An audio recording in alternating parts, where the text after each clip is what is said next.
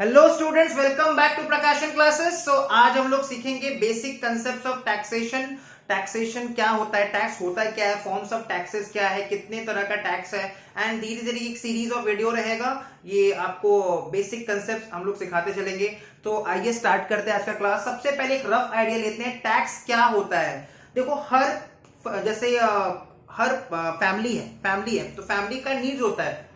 We have to understand, हर family का अपना कुछ रिक्वायरमेंट होता है, कुछ डिमांड होता है, कुछ नीड होता है। एक फैमिली को रन करने के लिए हम लोग को आटा चाहिए होगा, दाल चावल, ठीक है, चीनी, एंड ये सब बेसिक नीड्स में आता है। Medicine, electricity, so these are the needs of a family. In order to run the family ये सारा नीड्स को पूरा करना पड़ेगा। जब तक हम ये सारा नीड्स को पूरा कर रहे हैं, हम लोग बेसिक नेसेसिटीज, बेसिक नीड्स को पूरा कर रहे हैं, तब तक फैमिली सही से चल पाएगा। वैसे ही, और इस सारे नीड्स को कौन पूरा करता है? Father of the family, head of the family, clear, generally father of the family. वैसे कंट्री को रन करने के लिए, कंट्री को स्मूथली ऑपरेट करने के लिए, एडमिनिस्ट्रेशन करने के लिए, मैनेज करने के लिए, उस कंट्री का इकोनॉमी को चलाने के लिए, उस कंट्री का इकोनॉमी को रन करने के लिए हम लोग को भी बहुत सारा फंड्स का रिक्वायरमेंट है। कंट्री का भी बहुत सारा डिमांड होता है, क्लियर, कंट्री का बहुत सारा डिमांड होता है। कंट्री में जैसे कोई भी हम लोग नेशन का बात लेते हैं, let us take example of India itself.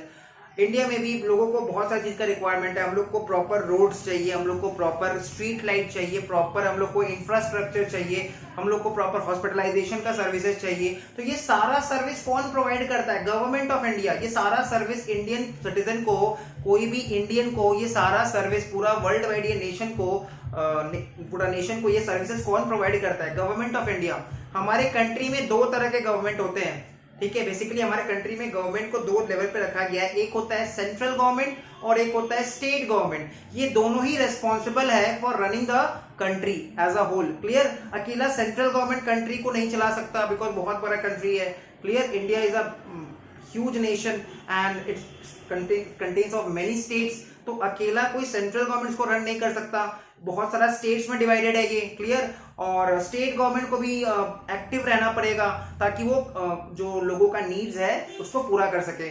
तो भाई नीड्स को पूरा करने के तो पैसा चाहिए। अब ये पैसा कौन लाएगा? जैसे फैमिली का नीड्स को पूरा करने के लिए फैमिली मेंबर्स ही कंट्रीब्यूट करते हैं। फैमिली का जो भी नीड्स होता है ना, उसको पूरा करने के लिए अकेला फादर कंट्रीब्यूट नहीं करता है। Sometimes the elder son contributes, sometimes the son who is younger he also contributes in some other way, not only by means of money, ठीक है। ऐसा नहीं कि खाली पैसा से वो लोग कंट्रीब्यूशन कर सकते हैं, कुछ और तरह से भी कंट्रीब्यूशन कर सकते हैं, क्लियर। तो वैसे कंट्री को चलाने के लिए भी, देश को चलाने के लिए भी भाई पैसा का रिक्वायरमेंट है, ठीक है। जैसे कंट्री का अपना डिमांड है, देश का अपना डिमांड है, देश के लोगों का अपना डिमांड है कि भाई हम लोग को प्रॉपर हर चीज का इंफ्रास्ट्रक्चर हम लोग को अच्छा चाहिए, हम लोग को अच्छा एजुकेशन फैसिलिटीज मिलना चाहिए, प्रॉपर स्कूलिंग एनवायरमेंट हो, कॉलेजेस अच्छा बने जिससे लोग आगे चल के डेवलप कर पाए। तो ये सारा नीड्स को पूरा कौन करेगा? गवर्नमेंट। और गवर्नमेंट को चाहिए बहुत सारा पैसा इन सारा चीजों को पूरा करने के लिए, ये सारा वांट्स, नीड्स को पूरा करने के लिए। तो गवर्नमेंट क्या करता है? फंड्स कलेक्ट करता है। किससे? ऑब्वियसली जो उस कंट्री में रह रहे लोग हैं उनसे ही फंड्स कलेक्ट किया जाएगा, सिटीजन ऑफ इंडिया से फंड्स कलेक्ट किया जाएगा। तो जैसे फैमिली को चलाने के लिए पैसा हम लोग अलग अलग जगह से, कभी फादर ने कंट्रीब्यूशन कर दिया, कभी एल्डर सन ने कंट्रीब्यूशन कर दिया, ठीक है। वैसे फैमिली का नीड्स को पूरा कर सकते हैं हम लोग। वैसे हम लोग को कंट्री को अगर रन करना है, कंट्री को चलाना है, तो कंट्री के लोगों को ही यहाँ पे कंट्रीब्यूशन करना पड़ेगा। सरकार क्या करेगा? मैनेजमेंट का काम करेगा। सरकार फंड्स कलेक्ट करेगा, government will collect the funds and will do all the administrative works, clear.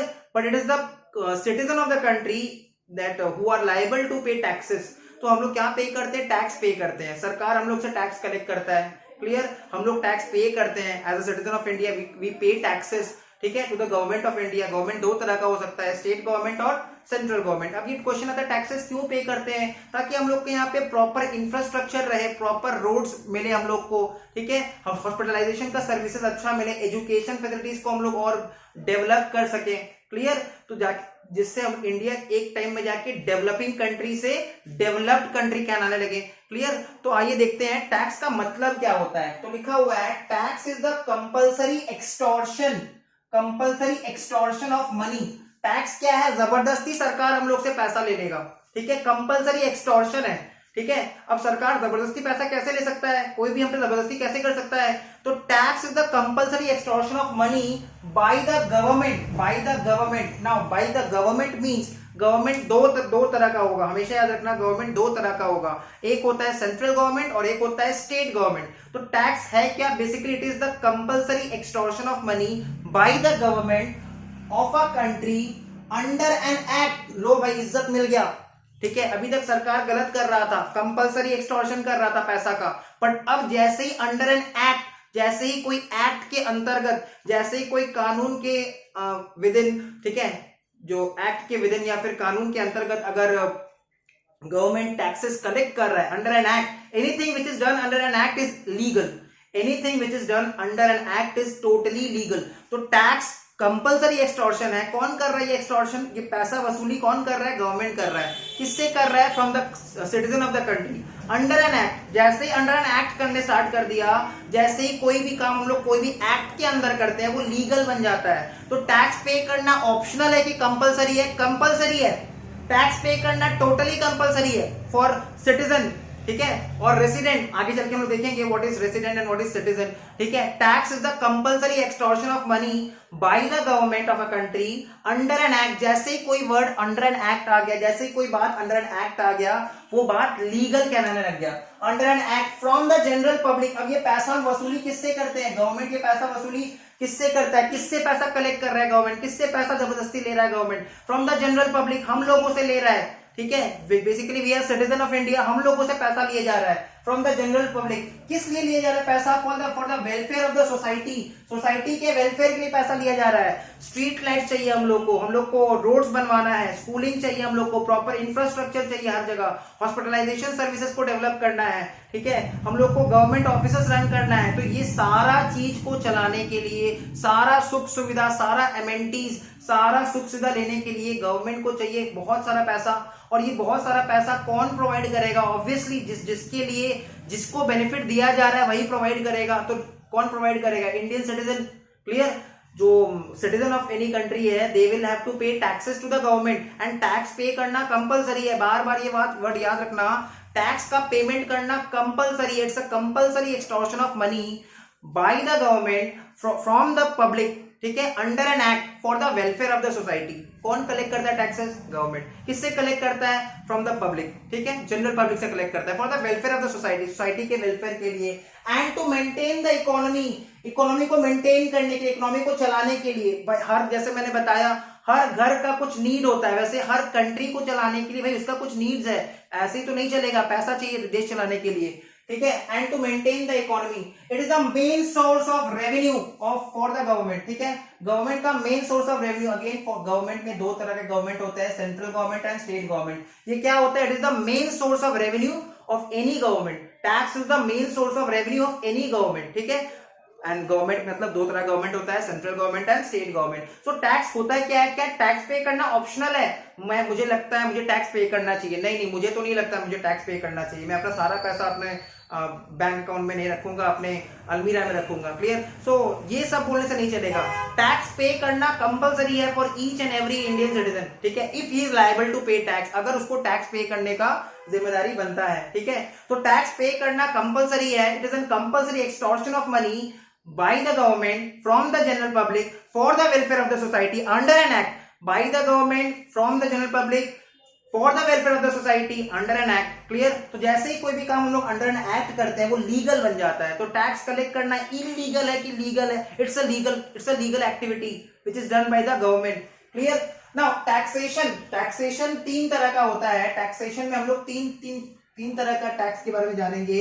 एक वर्ड होता है टैक्स, एक वर्ड होता है टैक्स जो रेवेन्यू पे डिपेंडेंट है, रेवेन्यू पे डिपेंडेंट है। Now what do you mean by revenue पे डिपेंडेंट है, रेवेन्यू पे डिपेंडेंट है मतलब अगर मेरा रेवेन्यू होगा, अगर मेरा इनकम होगा तभी हम टैक्स पे करेंगे, अगर मेरा इनकम ही नहीं होगा तो हम टैक्स पे नहीं करेंगे। अगर हमको कोई भी तरह से इनकम आ रहा है, रेवेन्यू आ रहा है, तभी हम लोग टैक्स पे करते हैं। जैसे इनकम टैक्स, इनकम है तो हम लोग इनकम टैक्स पे कर रहे हैं, एक सर्टेन अमाउंट, एक सर्टेन लिमिट के ऊपर हमारा इनकम क्रॉस कर गया तो हमको इनकम टैक्स पे करना पड़ेगा। अगर वो सर्टेन लिमिट क्रॉस नहीं हुआ तो इनकम टैक्स पे नहीं करना पड़ेगा। क्लियर? तो टैक्स क्या होता है? Totally dependent on revenue. Goods and services tax, GST, goods and services tax. भाई जब गुड्स बेचेंगे, ठीक है, सप्लाई होगा, तब जाके हम लोग जीएसटी पे करेंगे, अदरवाइज लायबिलिटी टू पे GST does not arises. Clear? Okay. Now duty of independent, duty को क्या बोला गया है? ड्यूटी भी एक तरह का टैक्स होता है। जैसे टैक्सेशन में हमने पहले पढ़ा टैक्स के बारे में, अब पढ़ रहे ड्यूटी के बारे में।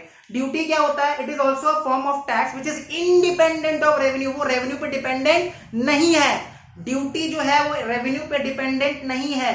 अगर कोई भी टैक्स को ड्यूटी के नाम से कलेक्ट किया जा रहा है, मतलब वहां पे इनकम हो रहा है या फिर नहीं हो रहा है, इससे कोई मतलब नहीं है। जैसे इंपोर्ट ड्यूटी, आउटसाइड इंडिया से जब गुड्स इंडिया में आता है, फॉरेन से जब गुड्स इंडिया में आता है, by ship route, by air route, outside India से, फॉरेन से गुड्स जब इंडिया में आ रहा है, इंपोर्ट हो रहा है, तो वहां पे इंपोर्ट टैक्स नहीं लगता है, वहां पे इंपोर्ट ड्यूटी लगता है। वहां पे इंपोर्ट टैक्स नाम नहीं दिया गया है, वहां पे इंपोर्ट ड्यूटी दिया गया है। क्यों?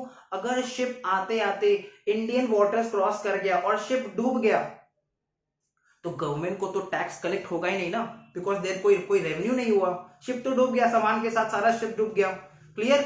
जो जिसका गुड्स डूबा है भाई उसको तो दुख होगा, बट गवर्नमेंट को कोई दुख नहीं है। गवर्नमेंट बोल रहा है ऐसे करके तो हमको कभी पैसा नहीं मिलेगा, कभी हमको टैक्स कलेक्ट नहीं होगा। तो गवर्नमेंट ने क्या किया? इंपोर्ट टैक्स नाम नहीं रखा, इंपोर्ट ड्यूटी नाम रख दिया।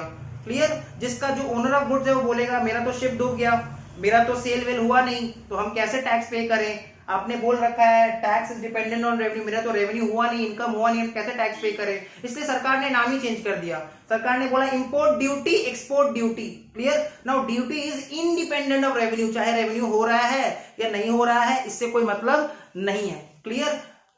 Duty is independent of revenue. Third आता है सेस। सेस क्या होता है? सेस भी एक तरह का टैक्स है, जिस नाम से कलेक्ट होगा उसी पर्पस के लिए यूज किया जाएगा। सेस भी एक तरह का टैक्स है, जिस नाम से कलेक्ट किया जाएगा उसी पर्पस के लिए यूज किया जाएगा। सेस का कॉन्सेप्ट इंडिया में फर्स्ट टाइम आया time of Kargil war, at the time of Kargil war. जब कारगिल वॉर हुआ, ठीक है, देखो कोई भी वॉर होता है तो दोनों ही इकोनॉमी को, दोनों ही देश को फर्क पड़ता है, ठीक है, दोनों ही देश को जो है डिस्ट्रक्शन होता है, इकोनॉमी बैकवर्ड आ जाता है, इकोनॉमी बैकवर्डनेस आ जाता है। तो इस इकोनॉमी बैकवर्डनेस आने के कारण जो फाइनेंशियल इंस्टेबिलिटीज आया, ठीक है, रुपया पैसा का अभाव हो गया वॉर होने के बाद इतना सारा, क्योंकि वॉर एक अनप्रोडक्टिव एक्टिविटी है, किसी से इसका कुछ होता नहीं है, अनप्रोडक्टिव एक्टिविटी। तो रुपया पैसा का जब अभाव हो गया तो पब्लिक से एक स्पेशल टैक्स कलेक्ट किया गया, कारगिल सेस, ताकि वो जो कमी आया है, वो जो इकोनॉमी में शॉर्टेज आया है, ठीक है, वो जो हमारा बजट गड़बड़ा गया है वॉर होने के कारण, क्योंकि वॉर में क्या होता है, arms, ammunition, medicine, war equipments खरीदते रहना पड़ता है, अनप्रोडक्टिव एक्टिविटी है, सिर्फ पैसा जाता है, सिर्फ पैसा का आउटफ्लो होता है, कोई कैश इनफ्लो होता नहीं है। तो वो जो इकोनॉमी में जो डेफिसिट आया, ठीक है, जो डेफिशिएंसी आ गया, शॉर्टेज आ गया, उसको मीटअप करने के लिए गवर्नमेंट ने पब्लिक से स्पेशल टैक्स कलेक्ट करना स्टार्ट कर दिया और उसका नाम दे दिया सेस। सेस का काम क्या है ना, सेस का फीचर क्या है, जिस नाम से पैसा कलेक्ट किया जाएगा उसी पर्पस के लिए उसको यूज किया जाएगा। क्या लिखा है? Collected for some specific purpose and to be used only for that specific purpose. जैसे हमारे प्रेजेंट इंडिया में health and education cess collect किया जाता है 4%। हेल्थ एंड एजुकेशन सेस मतलब गरीब बच्चों को पढ़ाने के लिए और लोगों का हेल्थ एनवायरमेंट सही रखने के लिए हेल्थ एंड एजुकेशन सेस सरकार 4% कलेक्ट करता है, 4% health and education cess collect करता है। तो इससे जो भी पैसा आता है ना, सरकार गरीब बच्चे को पढ़ाने के लिए, लोगों का हेल्थ मेंटेन करने के लिए, उन सब कार्यों में इन सब पैसे को लगाता है। तो टैक्सेशन 3 तरह का हो गया, एक हो गया टैक्स, एक हो गया ड्यूटी, एक हो गया सेस। टैक्स क्या होता है? डिपेंडेंट ऑन रेवेन्यू, इनकम होगा तो टैक्स पे करेंगे, इनकम नहीं होगा तो टैक्स पे नहीं करेंगे। ड्यूटी क्या है? इंडिपेंडेंट ऑफ रेवेन्यू, रेवेन्यू से मतलब ही नहीं है। Export duty, import duty, excise duty, ठीक है, आगे चल के पढ़ेंगे इन सब के बारे में। रेवेन्यू से कोई मतलब नहीं है। सेस क्या होता है? जिस पर्टिकुलर काम के लिए वो पैसा कलेक्ट किया जा रहा है, ठीक है, उसी नाम से वो पैसा कलेक्ट किया जाएगा, या फिर जिस पर्टिकुलर नाम से वो पैसा कलेक्ट किया जा रहा है उसी पर्टिकुलर काम के लिए उसको यूज करना है, अदर्स कहीं यूज नहीं करना है। टैक्स का पैसा सरकार, जो कि रेवेन्यू पे डिपेंडेंट है, कहीं भी यूज कर सकता है। टैक्सेशन का पैसा सरकार कोई भी जगह यूज कर सकता है, ड्यूटी का पैसा भी सरकार कहीं भी यूज कर सकता है। टैक्स क्या है? Dependent on revenue. ड्यूटी क्या है? Independent of revenue. But cess, जिस पर्पस के लिए सेस का पैसा कलेक्ट किया जाएगा उसी पर्पस के लिए उसको यूटिलाइज करना है, अदर कोई एक्टिविटी के लिए उसका यूटिलाइजेशन नहीं होना चाहिए। उसके बाद हम देख पा रहे हैं दो तरह का टैक्सेस होता है। हमारा जो टैक्स सिस्टम है उसमें दो तरह का बेसिकली टैक्सेस है। एक होता है डायरेक्ट टैक्स और दूसरा होता है इनडायरेक्ट टैक्स। डायरेक्ट टैक्स में क्या लिखा हुआ है? Incidence and impact on same person. जो डायरेक्ट टैक्स है ना उसमें इंसिडेंस और इंपैक्ट सेम पर्सन पे आता है। जैसे सोचो शाहरुख खान का इनकम है, तो भाई शाहरुख खान का इनकम है तो इस इनकम के ऊपर टैक्स पे करने का लाइबिलिटी रिस्पॉन्सिबिलिटी शाहरुख खान का ही है, दूसरे किसी को कोई फर्क नहीं पड़ता, बीच में कोई आदमी नहीं है। इनकम शाहरुख खान का है, उसका टैक्स पे करने का लाइबिलिटी है, वो डायरेक्टली गवर्नमेंट को टैक्स पे करेगा। क्लियर? इनकम शाहरुख खान का है, उसका टैक्स पे करने का लाइबिलिटी, वो डायरेक्टली गवर्नमेंट को टैक्स पे करेगा। तो इन दैट केस जो इनकम टैक्स है वो एक डायरेक्ट टैक्स है, जहां पे इंसिडेंस और इंपैक्ट दोनों ही सेम पर्सन पे आ रहा है। इनकम भी शाहरुख खान का, टैक्स पे करने का रिस्पॉन्सिबिलिटी भी शाहरुख खान का, शाहरुख खान डायरेक्टली टैक्स पे करेगा गवर्नमेंट ऑफ इंडिया को। So this becomes a direct tax. Income tax is a direct tax. Now indirect tax क्या होता है? Incidence and impact falls on two different person. Incidence और impact falls on two different person. जैसे देखो हम लोग example लेते हैं, आप अपने फ्रेंड के साथ होटल में खाना खाने के लिए गए, ठीक है? आप अपने फ्रेंड के साथ होटल में खाना खाने के लिए गए, उसको बर्थडे ट्रीट देने के लिए गए। होटल का बिल हुआ सपोज 1000, होटल का बिल हुआ 1000 एंड 5% जीएसटी एड ऑन हो जाएगा उसमें, ठीक है? फूडिंग बिल पे ऊपर जीएसटी 5% होता है, तो 1000 का 5% करेंट सिनेरियो में फूडिंग बिल के ऊपर जीएसटी 5% है, तो 1000 के ऊपर 5%, that means the total bill amount rises to 1050, food bill 1000 and 50 rupees GST. तो क्या होगा? होटल वाला जो है, होटेलियर जो है, वो हमसे 1050 कलेक्ट करेगा। 1050 में से 1000 रुपया वो अपना एक पॉकेट में रख लेगा, वो उसका पैसा है, वो किसी को नहीं देगा। 50 रुपया होटल वाला जीएसटी के नाम पे पे कर देगा गवर्नमेंट ऑफ इंडिया को। 50 रुपया जीएसटी के नाम पे गवर्नमेंट ऑफ इंडिया को पे कर देगा होटल वाला। फिर से बता रहे हैं, आप अपने फ्रेंड के साथ होटल में गए खाना खाने के लिए, 1000 रुपीज का बिल जनरेट हुआ, उस पे 5% जीएसटी लग गया, तो होटल वाला आपसे 1000 रुपीज एंड 1000 रुपीज का 5% जो कि होता है 50 रुपीज, 1050 कलेक्ट करेगा। 1050 होटल वाला आपसे कलेक्ट करेगा, आपके पॉकेट से टोटल निकला 1050। इसका मतलब जीएसटी आप ही ने पे किया, जीएसटी का इंजेक्शन आपको ही लगा है।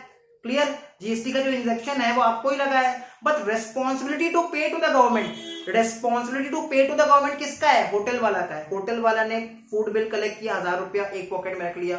50 रुपया जीएसटी का अमाउंट होटल वाला ने नहीं कलेक्ट किया है, होटेलियर ने ही कलेक्ट किया 50 रुपया जीएसटी अमाउंट। नाउ 50 रुपया का जो जीएसटी है वो होटेलियर पे करेगा to the government, hotelier is liable to make the payment to the government. इसका मतलब इंजेक्शन किसी और को लगा और दर्द किसी और को हुआ। क्लियर? जीएसटी का इंजेक्शन लगा किसको? जो सर्विस रिसिपिएंट है, जो सर्विस ले रहा था, ठीक है? और सरकार को टैक्स किसने पे किया? जो सर्विस प्रोवाइडर था, होटल वाला। क्लियर? तो incidence and impact falls on two different person. Direct tax में क्या होता है? जिसको इंजेक्शन लगा दर्द भी उसी को हो रहा है। जैसे इनकम शाहरुख खान का था तो वो सरकार को डायरेक्टली टैक्स पे कर रहा है अपना इनकम के ऊपर, बीच में कोई मीडिएटर नहीं है। लेकिन इनडायरेक्ट टैक्स में क्या हो रहा है? खाना कोई और खाया, ठीक है, और उसने फूड बिल दिया था, उसने जीएसटी पे किया, मतलब जीएसटी किसी और ने पे किया और सरकार तक जीएसटी किसी और ने पहुंचाया। अगर वो सरकार तक, होटल वाला अगर सरकार तक जीएसटी टाइम पे ना पहुंचाए तो होटल वाला विल बी रिस्पॉन्सिबल, उसके ऊपर चार्जेस लगाया जाएगा।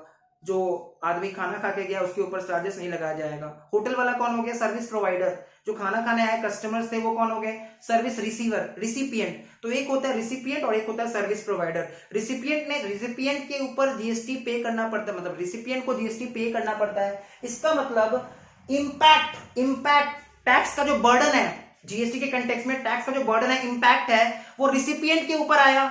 बट इंसिडेंस गवर्नमेंट को पे किसने किया? गवर्नमेंट तक वो पैसा किसने पहुंचाया? होटल वाला ने, मतलब सर्विस प्रोवाइडर ने। So incidence and impact falls on two different person in case of indirect tax. तो डायरेक्ट टैक्स में क्या होता है? Incidence and impact falls on same person, example क्या है? Income tax. इनडायरेक्ट टैक्स में क्या है? Incidence and impact falls on two different person, example क्या है?